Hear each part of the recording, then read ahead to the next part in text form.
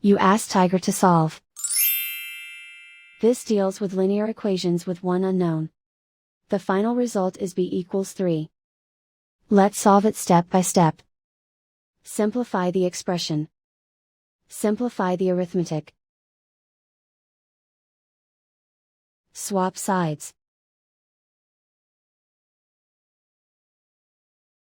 Group all constants on the right side of the equation. Add 35 to both sides. Simplify the arithmetic.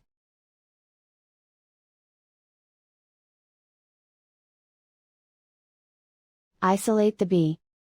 Divide both sides by 21. Simplify the fraction. Find the greatest common factor of the numerator and denominator.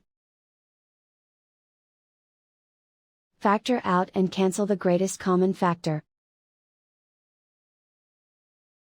And so the final result is b equals 3.